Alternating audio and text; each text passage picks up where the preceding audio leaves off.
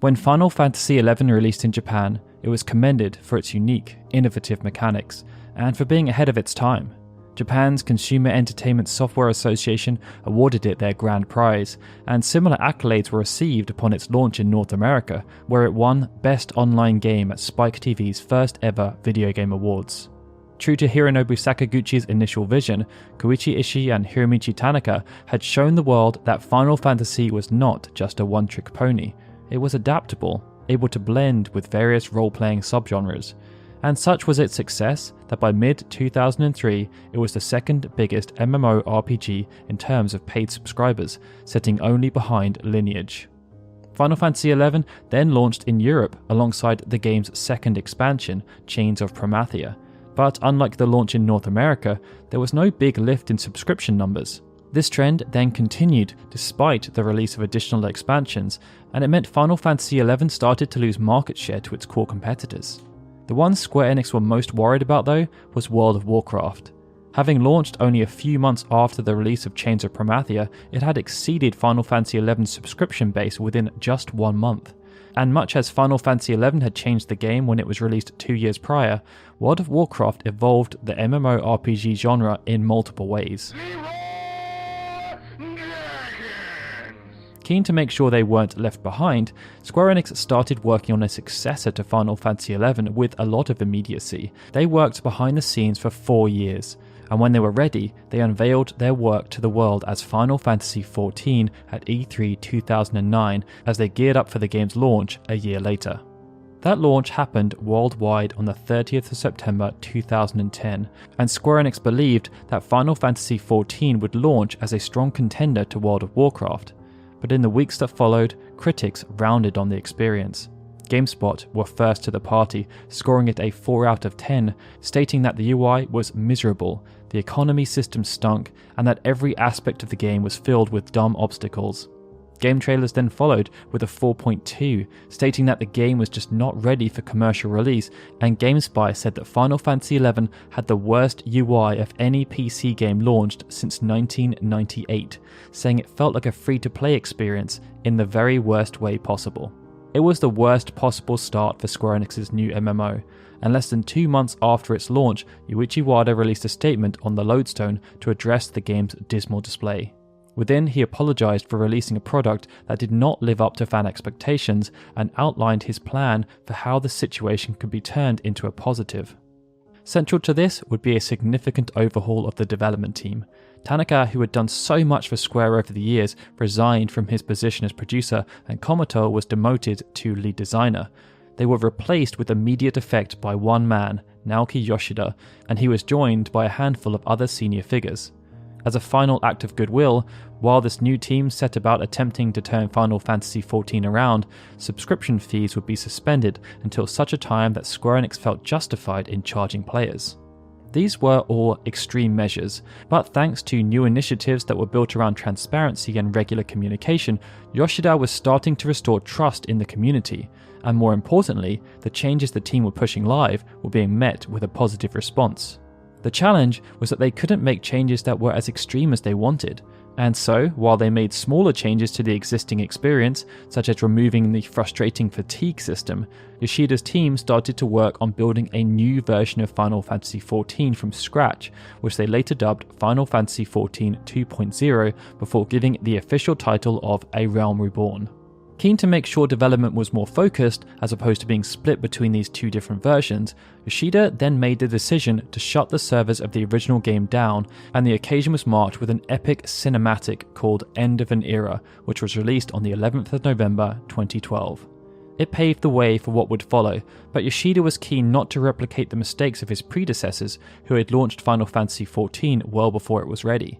To ensure that there would be no false dawn, Yoshida laid out a comprehensive testing roadmap and declared that launching the game too early would be tantamount to sending the company into a downward spiral that it may not be able to recover from. But even with all their preparations, when Final Fantasy XIV did relaunch as A Realm Reborn, they still encountered issues. Too many people were trying to play the game, and Square Enix even had to halt digital sales as a short-term solution. It was a problem, but it was one of the better problems to have. The demand showed that they had exorcised the demons of the original game, and when review scores started to pour in, validation was received from both fans and critics alike. There were compliments in almost every regard, with Masayuki Soken's new soundtrack often being singled out, and Game Informer and Massively even named Final Fantasy XIV as their best MMO of 2013. The only major criticism was that Yoshida hadn't pushed boundaries enough. By the end of the year, Square Enix announced that there had been 1.5 million registrations, and as the experience started to build out with major updates, Final Fantasy XIV started to flourish. This was further aided by the launch of the PlayStation 4 version, and such was the growth they were seeing that Square Enix decided to announce that they would be hosting 3 fan festivals to help celebrate the game with the community. Held back-to-back in different cities around the world, Yoshida appeared in person at each location to announce significant changes that would be coming to Final Fantasy XIV. In Las Vegas, he announced Heavensward, the first major expansion, which would focus on a new city-state called Ishgard and would raise the level cap to 60. In London, he then revealed Flying Mounts, a new beast tribe, and the first of 3 new jobs, the Dark Knight. Rounding out the announcements, in Tokyo, Yoshida revealed a new playable race and the final 2 jobs, Astrologian and Machinist. When Heavensward then launched, critics were keen to see whether the team could build upon a Realm Reborn, and they were ultimately impressed. Whereas the original received a Metacritic of 83, Heavensward's was 86, and there was significant praise for the game's narrative. Unlike the base story, which Yoshida described as quite basic, charging the players with doing things for NPCs and solving their problems by running errands, the plan for Heavensward was to be on par with what players might expect from a main numbered Final Fantasy title, and central to this was the creation of memorable scenes that players would struggle to forget. There was still room for improvement, however, as not everything within the expansion was praised. Some of the new jobs didn't feel as balanced as they could have been, and there was also criticism around the fact these new jobs were only unlockable once a Realm Reborn story was complete.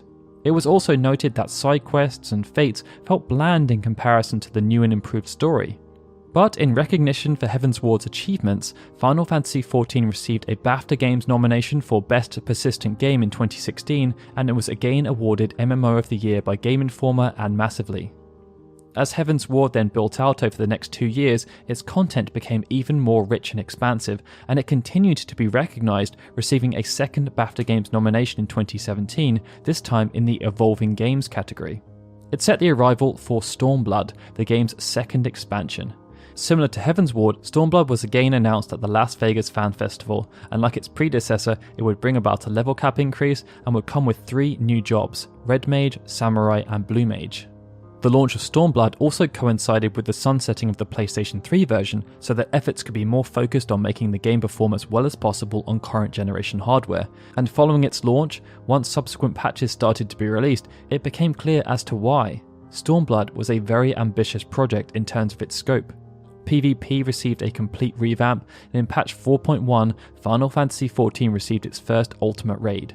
It also featured a pretty detailed collaboration with the world of Ivalice, which saw Yasumi Matsuno contribute heavily to a new story arc called the Zodiac Brave story, and this was followed up by future patches which added Kefka as a boss and a collaboration with Monster Hunter World amongst other things. It saw Stormblood again build upon the established base. On Metacritic, it received a score of 87 on PC, and unlike many other MMOs, which use expansions to try and keep their player base engaged in order to avoid a drop in subscription numbers, Stormblood helped Final Fantasy XIV to grow.